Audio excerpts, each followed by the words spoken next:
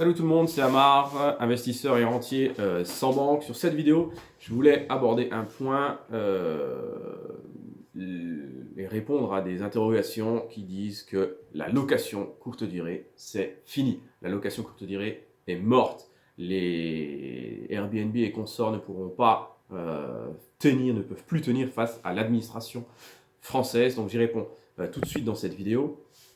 Auparavant, je vous invite à vous abonner, à cliquer sur la petite cloche pour obtenir les alertes de mes prochaines vidéos et à commenter et à liker ou à disliker, il n'y a aucun problème. Voilà. Et mettez en commentaire si vous n'êtes pas d'accord avec moi, on pourra échanger sur le sujet, je réponds systématiquement aux commentaires. Donc, moi je vais répondre en 3 points.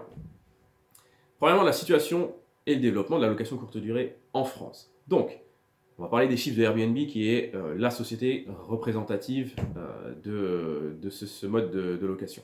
Donc, créée en 2007, elle a 60 millions de réservations qui ont été faites à l'été 2018. C'est 1 milliard de chiffre d'affaires. Cet été, il y a eu 8,5 millions de Français qui ont utilisé Airbnb. Ce qui fait que la France conforte son rang de deuxième marché mondial pour la plateforme, derrière les États-Unis bien évidemment. 5 millions de Français ont loué en France, donc 5 millions de Français. Et au-dessus, je rappelle le chiffre, 8,5 millions de Français ont utilisé Airbnb. Voilà, dans l'esprit de beaucoup, c'est encore le baroudeur qui est en sac et qui va venir dormir dans le canapé de votre salon. Non, c'est fini, c'est devenu professionnel.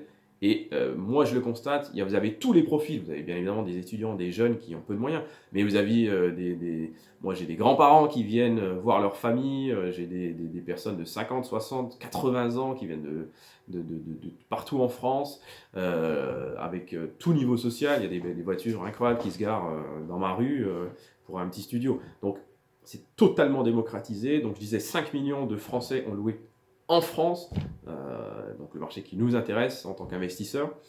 Il y a eu 8 millions de voyageurs par Airbnb qui ont loué en France, donc Français et étrangers, donc 3 millions d'étrangers, 5 millions de Français. Et le chiffre majeur de ce point, c'est que les 8 millions de voyageurs qui ont séjourné en France cet été, c'est un chiffre qui est en hausse, en augmentation de 35% par rapport à l'été passé.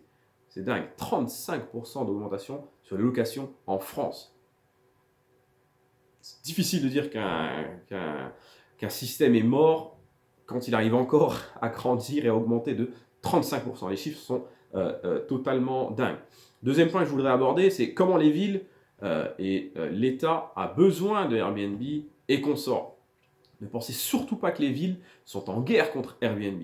Alors, il y a des grandes villes, Paris, un peu Lyon, un peu Bordeaux, qui ont de vrais soucis dans des quartiers où il y a de désertification, il y a moins d'habitants, il y a trop de courte durée.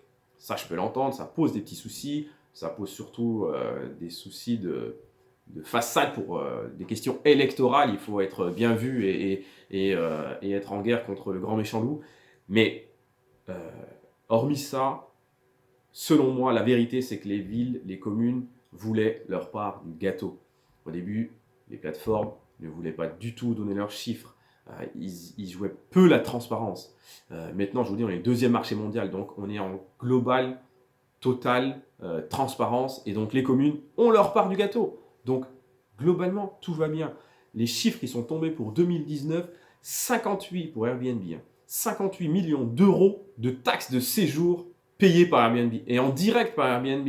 58 millions d'euros de taxes de séjour à partager pour les communes françaises. C'est juste dingue. Sans oublier ce que ça apporte comme consommateurs supplémentaires. Donc la ville rentre des revenus importants. Les commerçants locaux de proximité sont heureux d'avoir ce public, tout ce monde. Il faut aussi savoir que les hôtels, alors au début ça leur a fait bizarre, ça leur a fait mal, mais ce mode de fonctionnement a apporté beaucoup plus de touristes. Dans ma ville, on a atteint les 3 millions de touristes. Une ville de 150 000 habitants qui n'a rien de particulier. 3 millions de touristes. Les hôtels ne peuvent pas suivre. Et dans une ville qui, soi-disant, la location courte durée allait tout détruire, les hôteliers, etc., il y a des hôtels qui se remontent, des hôtels de luxe même maintenant. Donc, voilà, il y a une une vague de touristes supplémentaires qui arrivent grâce à cette stratégie. Donc, les hôtels, ils ne peuvent pas accueillir tout le monde. Il y a vraiment beaucoup de monde maintenant, pardon. Et aussi, tous les publics ne peuvent pas aller à l'hôtel. Un étudiant qui vient passer 2 jours dans votre ville, bah, il ne peut pas mettre 200 ou 300 euros sur 2 nuits d'hôtel. Ce n'est pas possible. Troisième point qui nous intéresse en tant qu'investisseur, c'est comment nous on crée et on produit un bien qui soit utile à la communauté. Voilà, on n'est pas des vendeurs de sommeil. On essaie de faire des produits qui peuvent être utiles. Donc notre métier au final c'est ça, c'est créer un produit idéal, trouver le bon emplacement, la bonne taille, le bon équipement qui permettent à de nombreuses personnes de voyager. Parce que vous allez avoir des personnes qui ne voyagent pas d'habitude ou qui ne s'arrêtent pas. Moi j'ai des personnes qui traversent l'Europe, qui traversent la France et qui s'arrêtent passer 1 nuit, 2 nuits chez moi parce que c'est abordable. Ils se disent tiens, je vais m'arrêter là, je vais faire un petit tour dans la ville, mais je me repose en même temps. Sans ça, ils n'auraient pas été mettre 200 euros sur 1 nuit d'hôtel. Mais tout le monde, moi le premier, j'aurais tracé ma route, j'aurais fait les 10 heures de route qui me restent et c'est pas grave. Voilà, on attire une nouvelle clientèle, on leur donne des possibilités. N'oubliez pas aussi les étudiants. Moi, je me suis rappelé par ça qu'il y avait des étudiants qui étaient alternants, qui venaient à la fac, donc en alternance, qui venaient à la fac pour 1 semaine, 4 jours par mois, et ils n'avaient aucun bien, ils ne pouvaient pas se payer l'hôtel, et aucun propriétaire n'allait leur louer à l'époque pour 3 nuits. Donc vous voyez, la location courte durée est tout sauf morte. Bien au-delà, elle se professionnalise, ça c'est sûr, et c'est une très bonne chose.